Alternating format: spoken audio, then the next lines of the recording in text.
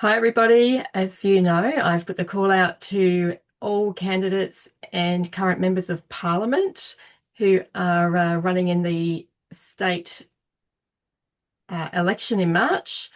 Ask them all to consider coming on, having a chat, and letting the community know a little bit about themselves and what are some of the important topics that they're looking at using in their lead up to the election. Today, I'm talking with Jake from Fair Go for Australians, Sarah Games Party, and I'll let him introduce himself, and then we'll get going. Hi, Jake. Hi, Lisa. Thanks for the introduction. My name's Jake Hall Evans, and I'm running for the Legislative Council under the Fair Go for Australians party, which we have one elected member, Sarah Game. A little bit about me. I'm a parent of two children. I have a small business in the signage and printing industry. I've worked for large organisations before I started working for myself. And like every other Aussie trying to get through the day to day, I pay my mortgage, I pay my bills, try to make everything work, running kids to and from activities. So just a everyday person who never really was involved in politics through uni.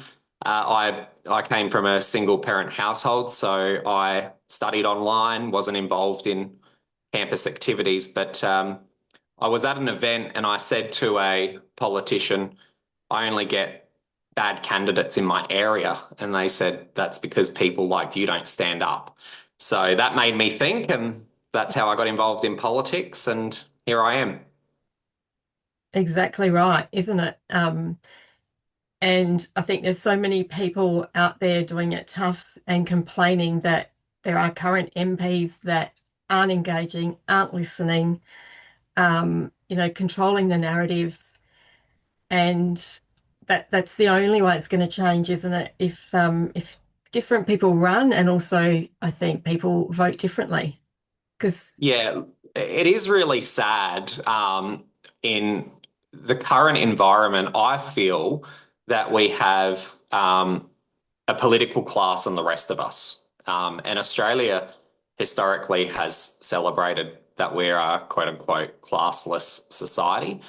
I don't think that ever, you know, takes away from the fact that some people do it a lot harder than others.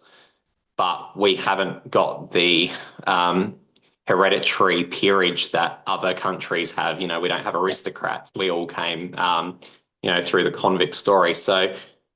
But I do get concerned as I talk about, I don't have that university political pedigree. And what concerns me is that there seems to be a really big barrier for everyday people to enter into politics. If you look at, you know, both of the major parties, my observation is that too many of the elected members we have in student politics, they then work for politicians and then they become politicians. So they don't know anything other than saying they're bad, we're good, and they live in that bubble. And you really need to talk to everyday people and live a little to understand what those daily issues are because they're really complex. And even though those issues are complex, I'm a believer that the solutions are actually easy. yeah, I agree. I say the same about child protection all the time. I met with a member of parliament, a couple of months ago, and they sort of implied that they didn't see that them being in their role meant that they actually worked for us, worked for the people. When I sort of implied that, and at the end of the day, they're there to represent us, to work for us. They didn't tend to agree. So what is, you're saying that you're going to need to talk to the people and engage with the people. What will you do differently then? If we've got some MPs who just have lost sight of the fact that taxpayers are paying them, they are representing us, they've voted to represent us. A lot of people in the community are questioning. that they are doing that well. So what do you think? What would be your priority? How can you best represent us? Well, let me make it abundantly clear. It is my view that the only boss that the MP has is the electorate they serve. Yeah. So you vote them in. You're the only one who can fire them unless they break the law and are convicted, right? And that's at every 4 year period when they face an election. So sometimes we see these allegations of, bad behavior between MPs, and people say, well, why can't they be sacked? Well, because you're the employer, right? So they do work for the communities that they seek to represent. And my belief is that they should represent those people first and foremost. The party should come second. Now, people join parties because there's a set of values that they identify with, but those values don't make policies always the right policies, right? And nothing is ever 100% bad or 100% good. Um, Yet we live in this world where you have blue team, red team, and one's right, one's wrong. Or, we work in absolutes where it's either infallible or it's completely wrong. Yeah. So my view, and one of the reasons, and look, I'm transparent, I was a liberal. I was not going to join another party, but meeting Sarah, she and I believe, and the rest of our team believe, that we are united in the values that unite us. But if there was someone who had a community really disadvantaged and couldn't, in their conscience, vote for it, they shouldn't be punished for that. Um, One of the things that I'm committed to is if we have a discussion as a elected team, if we're lucky enough to represent the community, I think we should be transparent in the conversations that happen behind closed doors and say these are the different views that were presented, and we've chosen to, as a majority, adopt this position. But if two or three of our members are going to vote against us, that's their prerogative. They've got their own conscience, or they're representing a group of people that say that this is not in line with their values, and that's okay, and that's how it should be. As long, I don't think that we should allow other parties who have different structures, like binding caucuses, to say that means someone is in a rabble or, not united. That's not the case. I have friends that are really, really good mates, but don't see politics the same as me. And I still have dinner with them. Yeah, So, exactly. And I was going to say that. I just think that if it's a political party or any other type of group or party, and for some reason someone doesn't agree and they're transparent about it, they don't just go out in Parliament and out it or out it in the media. You have those discussions internally and then you head into Parliament and you vote opposite to each other. I don't think that shows a sign of being ununited. I think it actually shows that we have a party with a bit of honesty and transparency, and it's just human that not everybody's going to agree all the time. We saw that with the child protection bill that was recently voted through, that such a large number of members of parliament and stakeholders opposed it, and yet everybody on the Labor team voted for it. And when I met with some of those people after, they admitted to me that they hadn't even read it. And the expectation is that, a particular minister will know what they're doing, and they just vote for that, despite the number of emails they all received saying, please don't vote for it based on this evidence. They voted as one. And mm. what you're saying is you're actually going to listen to people, and if it means that you vote against each other, so be it. That's what people want to hear, I think. Yeah, I think the thing that makes a team is when you can agree to disagree respectfully, and you don't punish someone for voting in line with their conscience. It makes for better decision making. You might start here and negotiate to achieve something here. And if there is someone who can stand up and say, look, I would have liked this to go further, but this is the best I could get, and that's why I'm voting for it, and they're happy with that, then I think that's a great thing to do. But if they say, look, I just can't support it because it doesn't go far enough, Mhm. um, and it's just not good enough, then they need to justify that as well. And I think we need to stop treating the electorate like they're stupid. They're not. People are really in tune with the issues that affect them. Um, they are the subject matter experts and they need to be listened to. And one of the things that I would like to do is actually empower our public service to engage with the community more. I think from where I stand, I believe the public service does more trying to manage political fallout than providing frank and fearless advice. And that's just the vibe that I get from talking to public servants. Um, they think that there are a lot of ideas that come across the desk that they should adopt, but it's not in line with, the government's appetite for risk, or it's going to cost too much, or, they don't have the spin, or it's just too complex and they're worried if they fail, they'll cop the responsibility for it. But I don't think failure or the risk of failure is a reason to not try something. Yeah. What are you hearing out? I know you're out and about and talking to a lot of people. What are some of the key issues that you're hearing? Look, people are being crushed, and I mean absolutely crushed by cost of living.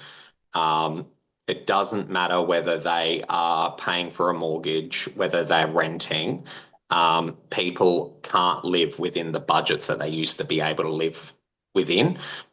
So that's their mortgage costs, their rental costs, their electricity costs, their grocery costs. Everything is going up. So that's really hard. I find that people are really tired of really complex issues being seen as criminal issues. Um, I think when we have crimes, there are reasons why crimes are committed, and sometimes it's because people are bad actors, and sometimes it's out of desperation. So I've worked in really poor areas of our community, and I worked in a retail setting where, the main items that were stolen were groceries, and it was when things got hard. Now, I don't excuse the behavior, right? But I think that as a society, we need to take a look at ourselves and say, well, if we're making people poorer and we're pushing them down, they've got to eat. They can't starve. So I think when we hear we're going to be tough on crime, we're going to build safer communities, I hear from people who are charged with doing that, like our police and our correctional services, saying these people shouldn't even be in jail. They shouldn't be arrested. They need, either health help with mental health, or sometimes substance abuse, uh, or they need life skills, or they need disability care. There's a whole range of reasons that we're putting people into either the emergency departments or prisons, and they shouldn't be there. I'm really worried about the youth crime, and I know a lot of children in the out-of-home care system, in residential care, who don't have that family-based care and that nurturing. I know there have been some of those young people who have been caught up in some criminal activity, and it just worries me that we're so willing to lock up such young people, and I'm not excusing the behaviour. Um, and at the same time, we're failing to provide the support they need. We're not doing anything to get them out of residential care by better supporting foster carers. So, Mm, so they're stuck in a system that is not therapeutic. It's not supporting them. They don't have anyone parenting them. They yeah. connect because they're looking for connection, they get involved with other people that are doing, certain crimes. They do the same, and then we want to lock them up, but we're not proposing any solutions to better support these young people to stop them doing it in the beginning. And I'm just Yeah. worried that we're going to start locking up these young people, and they're going to spend the rest of their lives in jail, firstly at taxpayers' expense. But we're not breaking that cycle either. No. And a lot of the time, people are looking for belonging. So I worked for McDonald's and I managed a number of restaurants. And, McDonald's is in every suburb. And there were areas where there were communities where there were, young teenagers that had tougher upbringings than other teenagers. And the transformation I would see when someone would get a bit of employment, make friends, earn a bit of money, they had the ability to go and, buy the sneakers that were cool, and be a part of the group. Uh, they changed. They completely changed. And that's because they didn't feel as if they were the other. They didn't feel excluded. They felt as if they were a part of, the teenage vogue trend that was going Yeah. on. Yeah. Um, I think that we don't do enough to give people stability, particularly young people in our child protection system. They don't get the stability. We don't do very well at keeping them connected with families. So or helping families keep together. So a great example when I was campaigning in the last state election as a Liberal candidate, I knocked on the door of a grandparent who came out and was very, I appreciate you knocking on my door. I don't really have any problems. And I said, okay. And I started to walk away and they broke down in tears and they said, actually, I'd love to look after my grandchildren. Mm. Um, Unfortunately, my daughter has substance abuse issues. She's a fantastic mother, but she's come out of prison. She's been given the children, and I'm worried about the condition that they're living in because the home environment isn't great with the partner and his associates. Now, that's a really complex situation, but I think the solution is really easy, right? Mhm. Help support the grandparents to keep the kids connected to mum, but they get a safe house, right? Support the grandparents.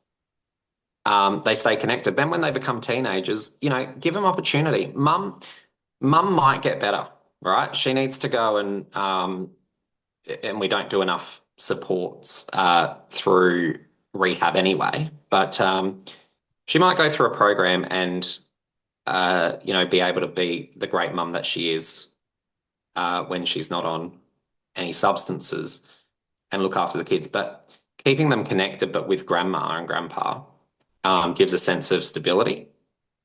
And, you know, that's a big thing for grandparents to, I don't think until you've had your own children, and I haven't finished raising my children, they're 11 and 8, but, you know, it's really hard to raise kids, right? Like, you're generally in the middle of your career.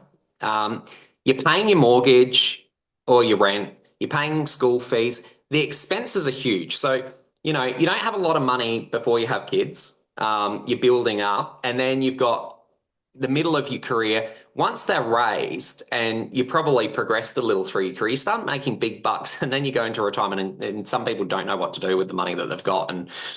But they think, oh, well, we'll enjoy a hard-earned break, right? If you're a grandparent and you're raising your grandkids, you're not getting that break. So it's a tremendous sacrifice. I think it's quite admirable.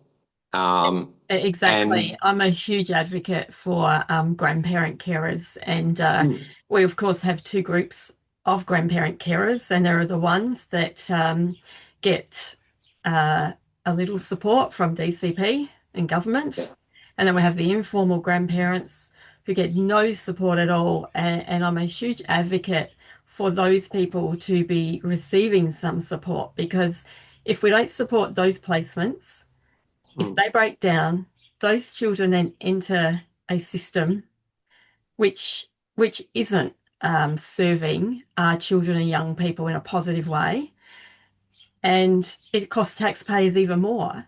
And those kids become disconnected from the grandparents because quite often all the extended family aren't allowed to see the children. So we need to support those grandparents now, just like the That's person that you knocked on the door.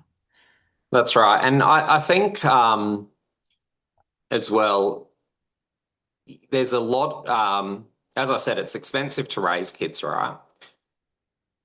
And I think that if you've got children that have been uprooted from their sense of belonging, and they're trying to reestablish that through foster care or through kinship care, there's a lot of time that needs to go into managing that emotional regulation. You can imagine the anxiety, the sense of, some of these kids, they must feel as if their parents, even though most of the time it's their parents are going through their own struggles, and the parents do, you know, still really love those children in some cases. The children themselves can feel unwanted, and there's a lot of time and effort that's required to go into making children feel safe, making them feel as if they belong. And carers may only be able to work part-time, if that, right? Um, but I always worry that in our systems, we only support people when they're at breaking point. We don't subsidize support, and I don't understand why.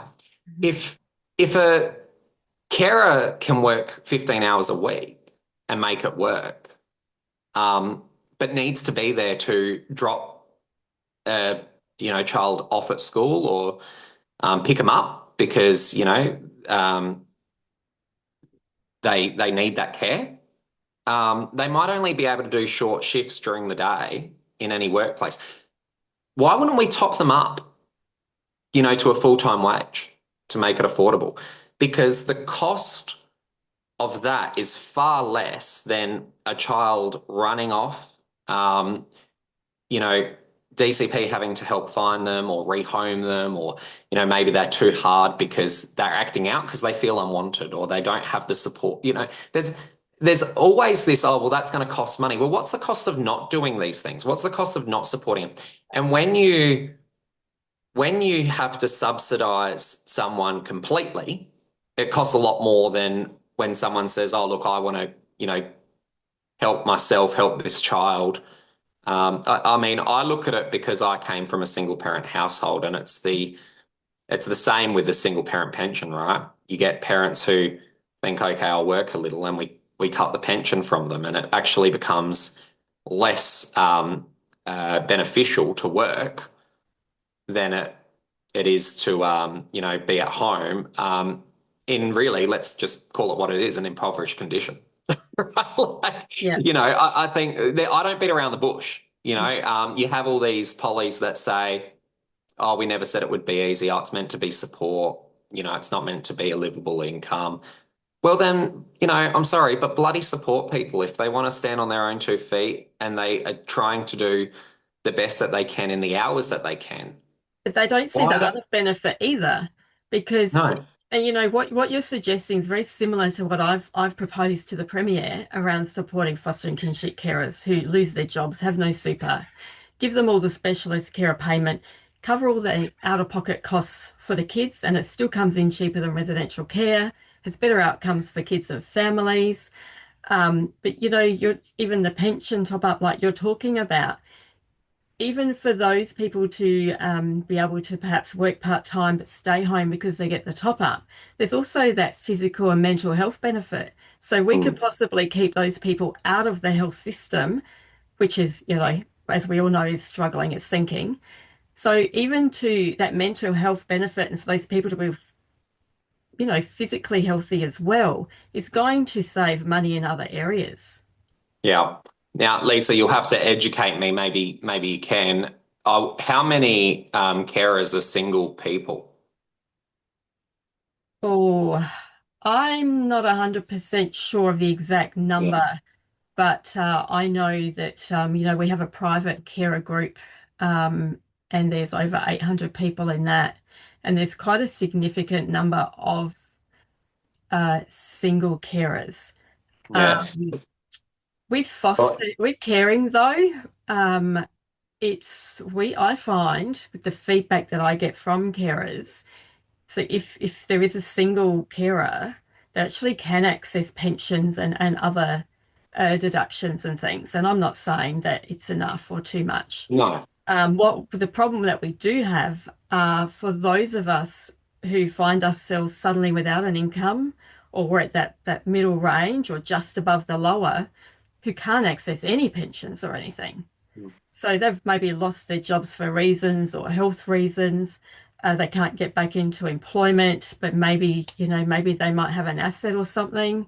And because of that, they have no access to money, no funding. So that's actually the group of in the carer world, I think, that are doing it toughest. Yeah. And look, that asset provides stability, right? It's why would you make that a punitive measure? No, the reason I ask is because look, I'm a male. I've not had children. I've got two children, but I haven't given birth to kids, and I I wasn't the primary carer at home. But one of the things that I appreciated was that when you are that primary carer, um, and you do want to be there for the kids, what I found with the children's mother is that you also need that sense of belonging yourself, right? And you need that respite. And sometimes that's through things like work. I know that's hard. Like work's hard and it's not a form of relaxation, but to be able to get away and talk to other adults, Yeah. right, is a huge just getting something off your shoulders. Yeah. And carers talk And about that all the time. And our single yeah. carers who do, um, they don't have a husband to, or we have such a diverse range Mm, of carers, from be it culturally, single, married, in a relationship, same sex. There is no normal. We're just such a diverse community. But these single carers particularly, but even the married carers with really high needs children, all of mm, them report being isolated, disconnected from the community, and not exactly as you just described, not being able to engage. And there'd be so many other members of the community in that same predicament because, we're not just talking about carers, it's that extended community. Some of them are caring for, children with significant disabilities. There is no respite. There doesn't appear to be respite for anybody at the moment. Everybody's struggling. mm, So it is. It's about that better support, better connection, better mental health, physical health, reducing strain on the health system, keeping kids out of crime. It's like that cycle, isn't it? It is one big mm. cycle that if we Well, the don't, thing Yeah, the thing that concerns me is, as I said, it's a huge thing to take on raising kids, and it's tough. And when you talk about children that have additional needs, it's a really selfless act for people to take care of these kids, to raise these kids, and the last thing we want is for them to be burnt out. So when you're asking people to put their assets up on the line. They're not getting the support they're having to pay for medical expenses. There's no grandiose payment for being a full-time carer. We're talking about minimal supports. It's not like people that sit in the departments that get paid, triple figure salaries. And, the work that they do is valuable also. But, the people that are frontline with these kids, they're not getting those salaries, right? yeah, But it's a full-time job. Like any other parent would say, like, I'm constantly thinking about, how am I kids doing? What emergency am I going to have to deal with? You know, what crisis in their world am I going to have to deal with? So, no, it's a huge concern of mine is that we burn people out and we don't appreciate what they do. So and you know, the sad thing is that sometimes it's not really a lot that's required to let Yeah. people know that we appreciate. Um, you know, it's amazing that the smallest gestures can have the biggest impact sometimes.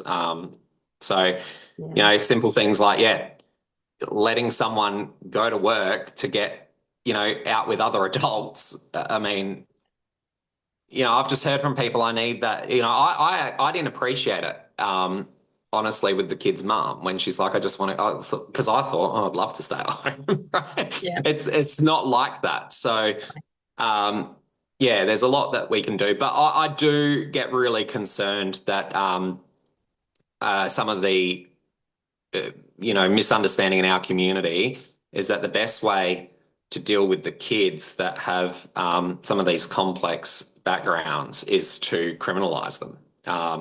There's a lot that we can do through restorative justice, you know, like I think that there was a great, you know, it was a magistrate. There was a bunch of kids that graffitied a train. And he said, "We'll go and clean the graffiti off the trains." Yeah. And I think they had to do a few more than they graffitied, and I think they appreciate that they'd never do it again. It's the You know, natural my consequence, isn't it? yeah, you Yeah. know, you don't throw that kid in prison. You know, you look at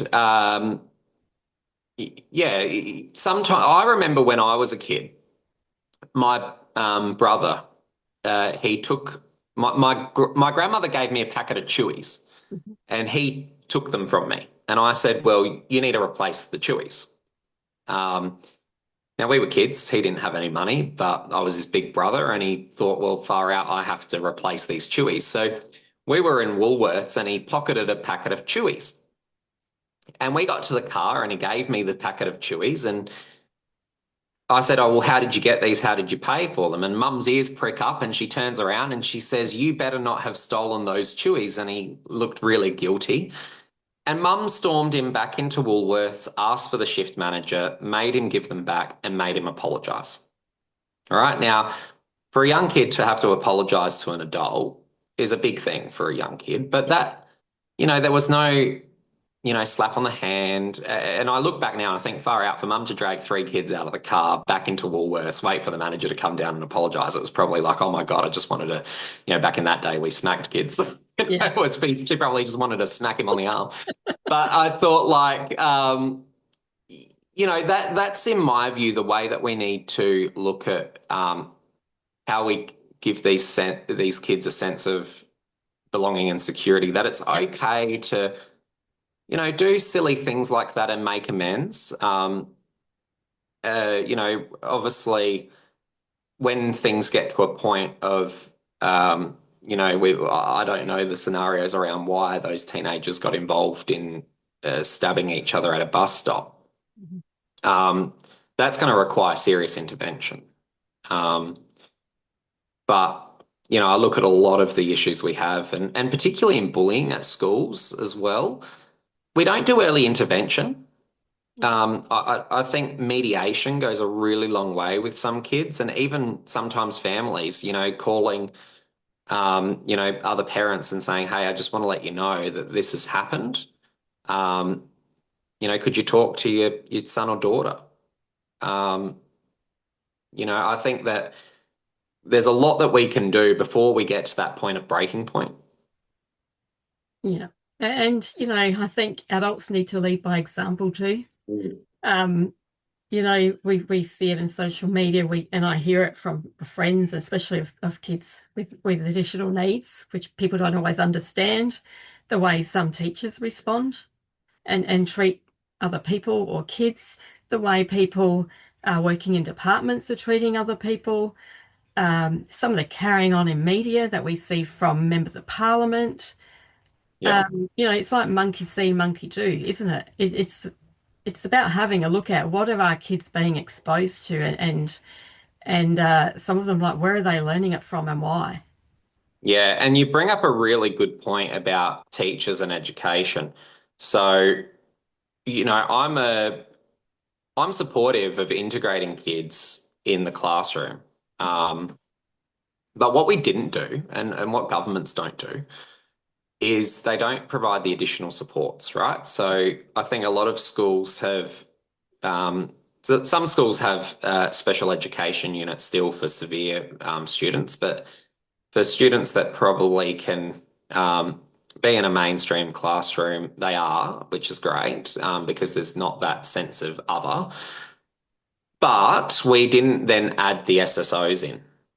Um, and that's a real look. I look at the fact that we've got record numbers of teachers leaving, and you look at the disrespect that they receive. You look at the complexity of children now compared to 10, 20, 50 years ago. Um, they need support as well. And a lot of the work SSOs do is around, catch up work for children that are struggling with the curriculum. Sometimes there's regulation of emotions. There's a lot of the work that the teacher can't do because they're focused on delivering curriculum. Um, and, for some of these kids that, have problems at home or they've got a situation in their life where, their world's been turned upside down. Maybe just being able to communicate that one-on-one to that other person in the classroom who can say, all right, teacher needs to deliver the content. Let's have that 5-minute chat and see whether you can come back into the classroom today or whether we need to, give you a break. Um, I think that would go a long way because instead what we do is we say, right, you're being disruptive out of the classroom. And and I'm a big believer that when you tell children that they're naughty, they become naughty. All right. If you say your behavior was a bad choice and these are the consequences, but you're a good kid and I need you to take on better choices, it's harder, but it has a far better impact. Exactly. So I think we are, from a fair go perspective, a big we're trying to look at a holistic approach to the complexity of the problems we have in our society. And it's really easy for people to say, okay, this is an issue in my world and it only affects me. Um, it doesn't. If we look at that education example, it affects the child that's got difficulties. It's got an impact on the other, sometimes 28, 29 kids in the classroom. It's got an impact on the teacher. It's got an impact on the family when that child goes home. And this is where I think sometimes governments go, oh my God, this problem is so complex. And you go, really, the solution is one SSO in a classroom to support a teacher and the flow on effect. Now, is it going to solve every problem? No. Um, is early intervention going to fix every case? No. But have we been good at modeling what investment does in reducing costs over the long term versus just giving, police or courts more money? Yeah. No, we haven't. We haven't modeled it. Mhm. What about so a hot topic at the moment, and I was having a look online overnight, and about these new hate speech laws and people fearing that I quickly whipped up a quick submission in the middle of the night last night because the submissions have to be in by 4 o'clock today. Yes. So, once again, we see a government that doesn't value, I don't think, genuine consultation with the community. Things are rushed. I think when I went on there at about 1 o'clock this morning, there were 13 submissions had been lodged out of the entire country. What are your thoughts, I guess, on some of the hate speech narrative, and what are you thinking about that? Yeah, look, I'm really concerned that these laws have been rushed to distract the Australian public from the mismanagement, political mismanagement Mhm. of a really tragic incident, right? You've got a prime minister who it's been reported ignored advice before the event. You've got a prime minister who's being booed where he walks now, and then you've got this knee-jerk reaction on hate speech laws and gun laws. Now, I think Australia has really good gun laws. It doesn't mean that we don't need to improve in certain jurisdictions. Like I believe in South Australia, you have to be a citizen to have a gun, whereas in New South Wales, you didn't need to be a citizen. That doesn't make sense to me. So there can be some tidying up. But this buyback scheme, honestly, I think that the government has said it was popular for Howard, so we're just going to do it, right? Different time, different place, not going to buy it, right? The hate speech laws, I think they're also a knee-jerk reaction. I mean, I'm extremely concerned that one individual, the Attorney General, can um, make any group a hate group. Um, I would prefer to see the Parliament make that determination. Yeah. Um, it wasn't too long ago that people were claiming that maybe One Nation was a hate group, right? And so are you able to? We had a referendum under Menzies to outlaw communists. Now that didn't pass, right? So I'm concerned, and that was like what, the 50s. So I'm concerned that, are we going to find a situation where an emerging group is disliked by a political party and their attorney general outlaws them? I mean, I know that this is pie in the sky stuff, but it's a question that should be asked. Um, I think the problem for me, and I'll bring it to a South Australian level so we can see what's happened with Writers' Week. Yes. And there are claims from artists that there was political interference with free speech. Uh, for me, the line, and this is a personal line, is if you are inciting hatred and violence, that's wrong. If you've got an opinion on geopolitical events, on different groups who have troubles in society, that's not hate speech, that's an observation. Now, for me, the line is if you're saying that, people should be dealt with in a violent way because they don't believe the same as you, then that's a criminal matter. Um, and encouraging other people to carry out acts of violence is a criminal matter. But I think it's as soon as you start policing what people can say, how they think, um, it's a very dangerous, slippery slope. So I have serious concerns. And what I would like to know, and I think the government should tell us, is if these laws were in effect before the terrorist incident at Bondi, how would they have prevented them? Yeah. Because it's my understanding that you had two individuals go to the Philippines and attend a terrorist camp and then commit an act of terror. Now, is one individual or two individuals a group? How big does a group need to be before it's a Yeah. Yeah. group? You know, Exactly. uh, I think that it's a lack, like, I would have liked to see the focus on our counter-terrorist intelligence or adopting advice or, another measure. But I think the skeptic in me believes that the government would then need to take responsibility and say we failed on this part. And I don't think they have the confidence to do it. But we should always, I look at what's happened in the last week in South Australia as well, Lisa. I'm concerned that we've seen three allegations of political interference this week. We had, at the beginning of the week, doctors claim that there was political pressure in regards to mental health beds down south. We've had an environmentalist claim that there was political pressure to not investigate algae causes.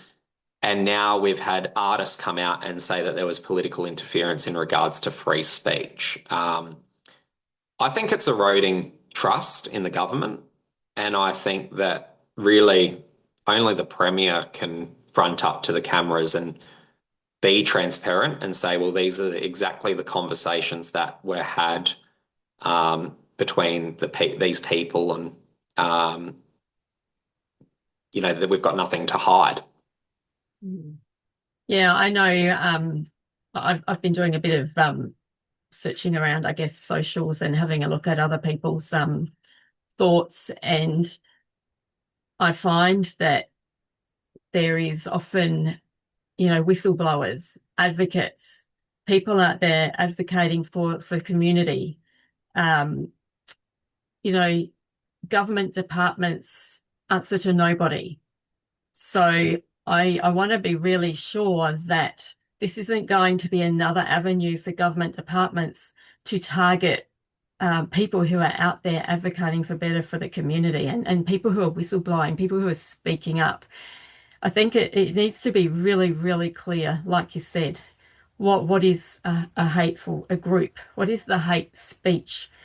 And there has to be a really differing, clear line between advocacy and people out there, marching for change, and people like myself advocating against wrongdoing, and advocating for better, to make sure that this doesn't become another abuse of power.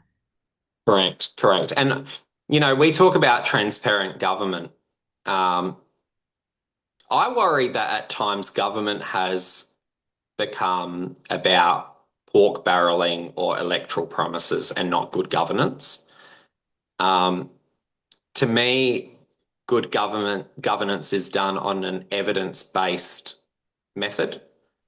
Um, and what I would like to see in the future is if you have people from the community reach out to departments or MPs. MPs should be that first point of call where they raise it in the parliament or get the minister to take it on.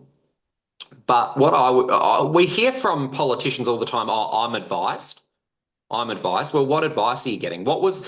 I don't think any person says, here is this piece of advice and it's the only advice out there, right? So a little bit like I spoke about how the Fair Go team are working in terms of really talking to each other, understanding the different perspectives, trying to come to a unified position, but not punishing each other if we disagree. I think our government departments need to be able to do the same. They need to be able to hear from the community, go and do that evidence-based research. And a part of that frank and fearless advice is I think that that should all be on a website somewhere, right? Yep. And then it's up for the government to justify the policy they've chosen. Because you're always going to have, like, look at the algae bloom, for example. We've had scientists who have said it was caused by nutrients. And then we've had Senate inquiries where other scientists have said, no, we don't think it would be nutrients, actually. We think it's something else. So I think that that should all be transparent. The work that our public service does should be transparent. And the government's job should be to say, well, on the evidence, we've adopted this policy and it's going to have all these great outcomes. But instead, what we find is, oh, we're going to spend $200 million here building a roundabout. We're going to spend $22 million at one hospital and it's not going to benefit. There's not a broad ranging health strategy. It's, we want to win that seat. So we're going to Yeah. spend that money there. And I don't think that's how politics should be. I think that, yeah, I get concerned that it's either power grabs or we're using taxpayer funds to, give sweeteners to the electorate to vote for us. But I think that's why we have all these larger problems in our society, because there's not good policy that addresses issues. Yeah. And I think, a lot of conversations I've had before we go are talking about, or they're actually showing that the community is starting to learn and realize that they don't fully understand voting Hmm. and how to vote. And I've been at a lot of forums. I did with the federal election, previous election here, and I always hear that no one else can form government. So we have to vote for whichever major party we think is going to be the better out of the two. And I think one, we need to bring this education into the schools so that our young people are growing up with an understanding of how to vote, where does the vote go, what happens during an election. We need to educate our young people so we don't end up with future generations of people thinking, well, I have to really tick that box and that box. And they have no understanding of who independents are or what a minor party is and what role they play inside of parliament. So I had a couple of people say to me, no one else can form government. Well, if Fair Go or One Nation had enough candidates to run in every seat and they got a majority, wouldn't they form government? They would. What I would say is you don't need to be in government to deliver outcomes. Now, I'll use a teal as an example. So Monique Ryan, who is a teal independent in Kooyong in Melbourne, Victoria. Can you just tell people what is a teal for people that Yeah, so don't know anything about politics? the teals are a bunch of independents that have a common set of values around environment and transparency, and they were funded by a group called Climate 200. Now, Monique Ryan won her seat off Josh Frydenberg, who was the Liberal treasurer in the Morrison government. Now, Monique put forward a petition signed by a lot of university students that their university debts were increasing far more quickly than their ability to pay them off through their tax. So she said rather than it going up with inflation, it should go up with wages or whichever's lower. Now, she dragged the Labor government kicking and screaming to adopt that policy because Monique had done the work, right? She had engaged with her community. Her petition had gone beyond her community and it got the attention of the government. It was actually so popular that the government then promised people to slash their university bills by 20%. So Labor will take credit for that. And they've got the loudest voice, but it was the independent that did the work and dragged them there to do it. So the more different voices, even if you had one independent who did their job, right? And this is the key, not all Labor members are the same as other Labor members. Not all Liberals are the same as other Liberals. Not all independents are the same. But if you can find a candidate who will do the job and work hard for the community and raise the issues that they care about, when it gets momentum, the government can't ignore it. So you can affect change without being in government. So I would encourage people, if you like your independent or your minor party, please vote for them, give them a go. And at the end of the 4 years, if they haven't been able to achieve anything, you can go back, right? Or maybe there's another independent to vote in or another voice. But I think we need to break up this duopoly. I mean, we're really hard on Coles and Woolies, right? And rightly so. Yep. But we're not as hard on Labor and Liberals. Yeah. So, and really, what I would say to people is every time you vote, that vote is $1. You are buying the next 4 years. Yeah. So use your money wisely, use your vote wisely. We had a same example for here in South Australia. So it was the Carer project Yeah, with the previous government. We instigated the inquiry into fostering kinship care. Honourable John Darley was the person that really snapped it up and ran yeah. with it. He and then others, other particularly independents at the time and minor parties, all jumped on board. The carer community lobbied, and myself, I was talking to all the members of parliament, and we managed to get that legislation voted through. Yeah. At Yep. the time, um, there were, I guess, there has to be a good mix, and it doesn't matter whether it's parliament or anything else. If you have one group of people with too much power, too much voting power, there's going to be so many times when something good can't eventuate, or Mm. when something that isn't good for the community is going to get through. So, Yeah. also the other thing I hear is, if people are talking about voting for, say, an independent, straight away they go to, oh, yeah, but where's their preference going to? And I say to Mm. them, the preference is going to whoever you put at number two on your voting Yep. slip. And then at number three and number four, people don't realize that when they get a how to vote card, they don't have to follow what it says on there. And they're No. entitled to make their own, they can go out and they can talk to all the candidates and they can make their own decisions, and that the votes go to wherever the person puts it. Is that true? It is. It is. So Yeah. look, how to vote, and there's another thing that I would add. So how to vote cards, I think, were helpful once upon a time to help indicate to people, well, if you're voting for us and we're unsuccessful, this is probably the party that is most aligned to us. Um, now I think it is if we blindly follow these, we'll probably get up. So I know there's many people that might vote Greens but don't want Labor in. I think you'll find many how to vote cards will have Greens one, Labor two.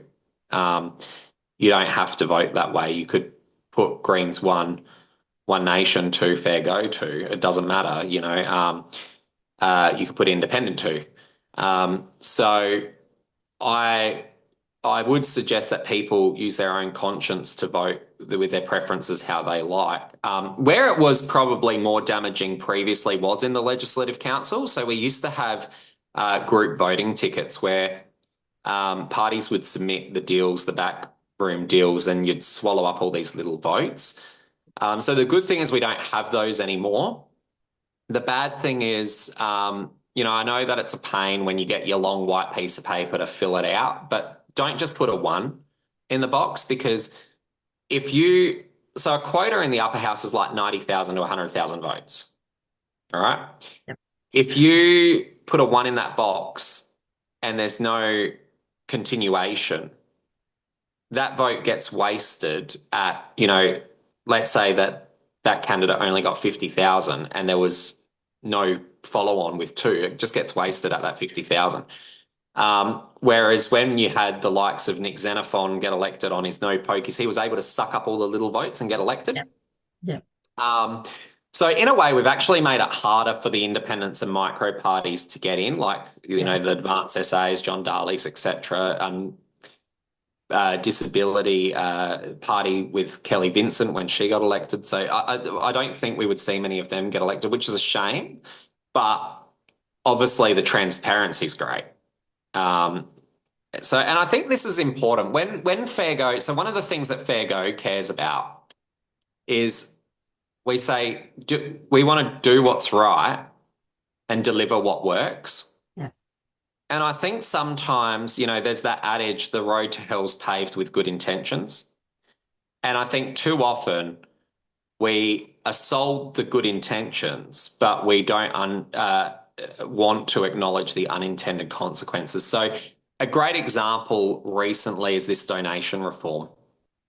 So I don't mind big companies and big lobby groups being banned from donating to the major parties.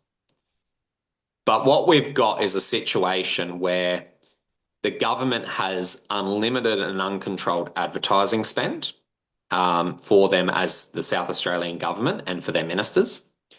You've got a really cashed up Labor Party with, I think, about $4 million. And you've got independents in seats only able to raise 5 million. Now, as a candidate, I can't, and I've got my own business. If I wanted to give myself a loan, that's illegal. Yeah. If I wanted to donate to myself, that's illegal.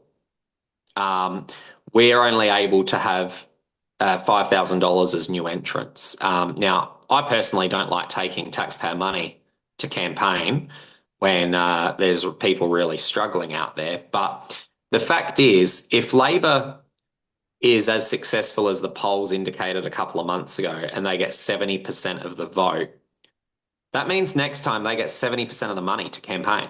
That's not democracy. No. I think every candidate in every seat should get the same amount. Now that's an equal Absolutely. playing field. Yeah. That's so Yeah. Yeah. if you're going to cap donations, and why can't the person who you knock on their door say, look, I want to chip in and crowdfund? Like that's not a big, that goes back to our point about who do they work for. Um, that's the person in the street, the voter backing you in, not a big company. So I think that this donation legislation is a huge problem. It actually silences Yeah. a lot of voices. I find it a massive concern. I really do. Yeah, I agree. And I think the other, I see people on social media congratulating governments saying it's such a great thing because when it's put out into the media by government, they don't talk about the disadvantage to other people.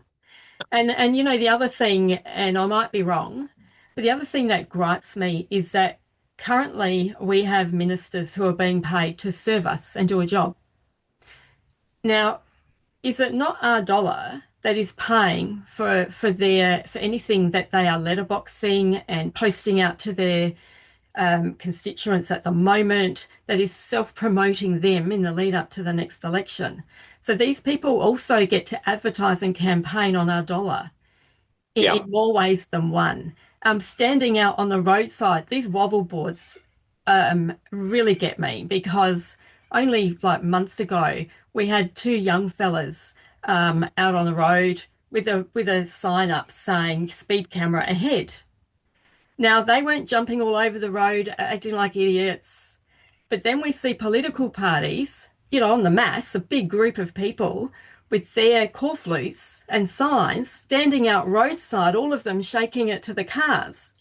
Now, SAPOL told these young fellas, they didn't get in trouble, they didn't get fined, but they got warned that, you know what, it could be distracting, could create Yeah. an accident.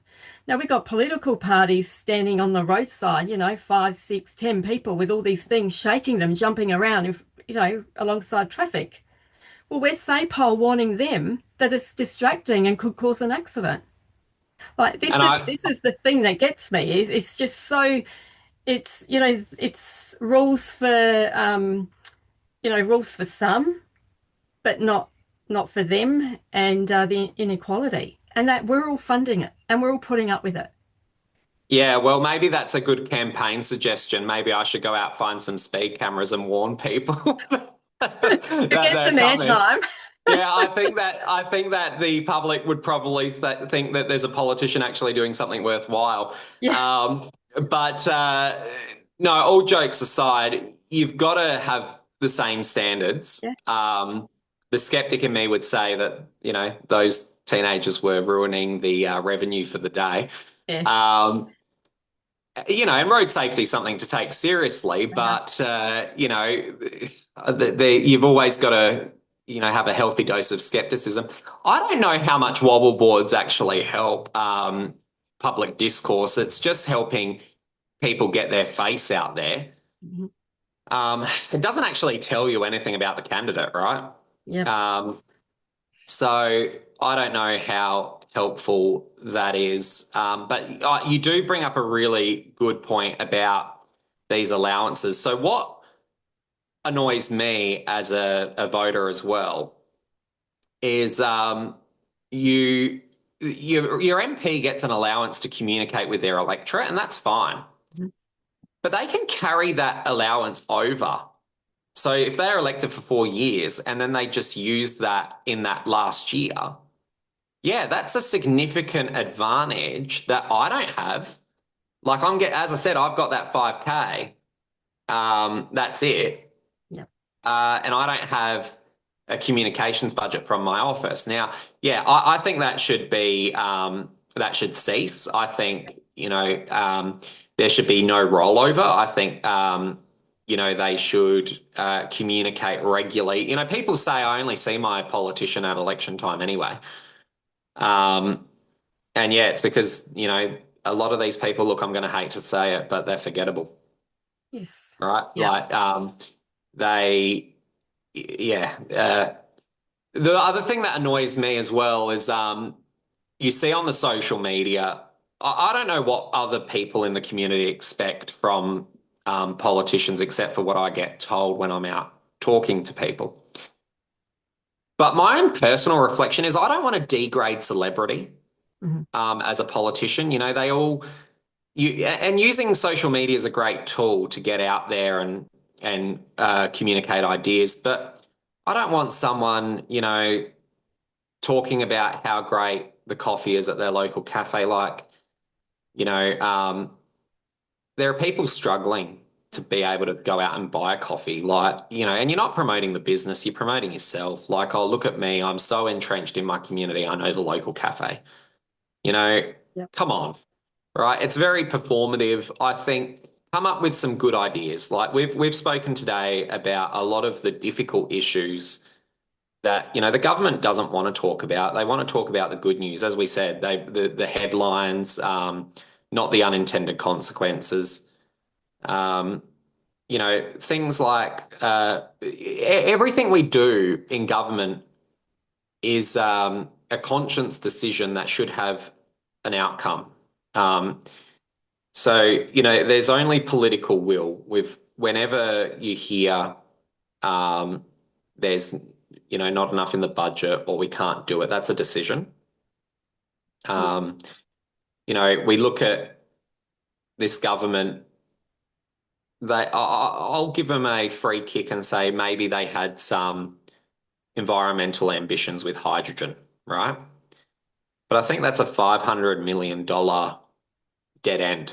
They just wasted $500 million of your money on a department that had something like 40 odd staff, bought a couple of generators, and we did nothing with it.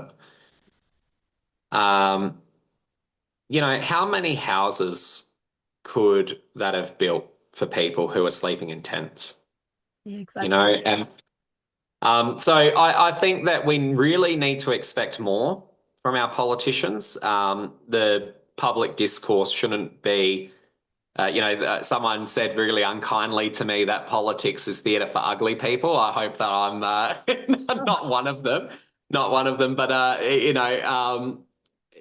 don't need performing artists, being politicians. We need people who want to do what's right and deliver what works for the people that elect them. mhm.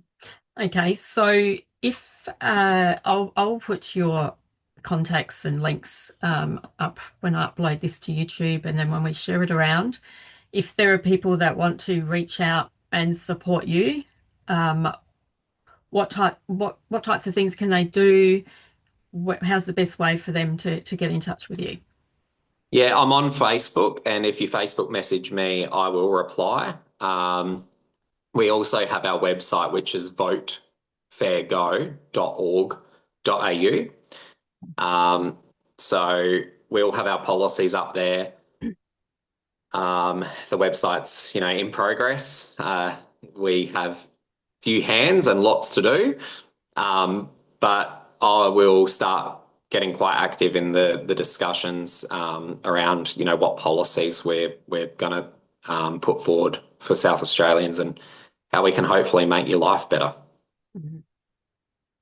Great. And if they want to come and volunteer, what types of things would what No types of things wobble could they boarding. do? Yeah, No no, wobble boarding. please, no more wobble boards. Look, for me, we're really lucky in this country, like, where we have compulsory voting and people, generally get out and vote. Yeah. But Australians are really, she'll be right when it comes to politics. And I know that you don't want to listen to some politician beat on and be scripted. I'm not very good at being scripted. I do go off script. So the number one thing that I would say is if you know someone who isn't sure who to vote for, that they're really upset with the status quo and want a fair go, get them to engage with me on social media. We'll hold different events, meet and greets with our candidates in electorates. Come out, say good day, scrutinise our candidates. They're not all perfect people. No one is. Mm. Um, Yeah. they'll have different ideas to you, but they are decent people.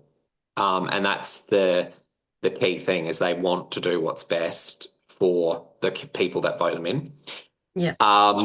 And if you polling day and pre-poll is the most important thing. I know that it's annoying when you have political parties shoving material in your face, but that's the market we are competing in, right? You're going to have Labor and Liberal shoving their material down your face, and people are going to say, well, who's fair go?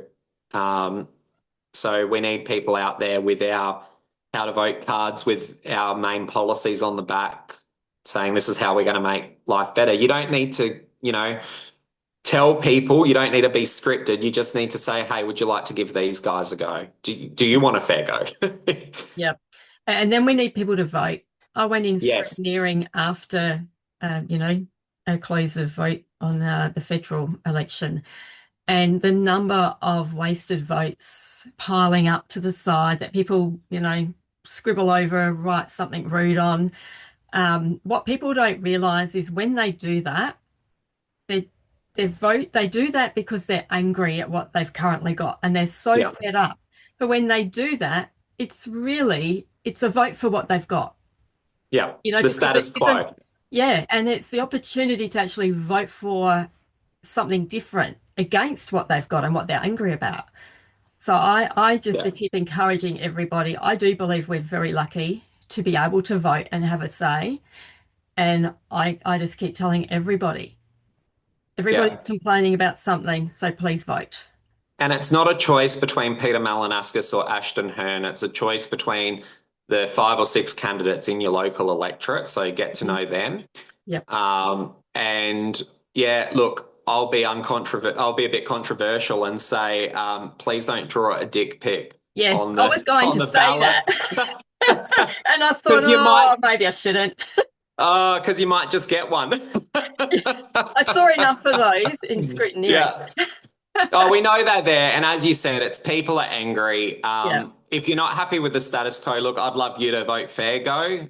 But uh, look, I know other good people from other good political parties as well. So give a minor or an independent a go. Do something different. Why not? It's only 4 years. Yeah, absolutely. And we've been suffering, for many, many, many. So let's just let's try something different and let's try and get different. So, Yeah. alrighty, thank you so much, Jake. It's nice to No, talk to you. thanks for Nice your to meet you, time. and good luck. And I'm sure we'll see you about and talk to you again soon. Definitely. And thanks for the opportunity. And I'm glad that someone's giving all other candidates a go because we don't get the time in the main media. So thank No, you. exactly. Thanks, Jake. Bye. Bye, Lisa.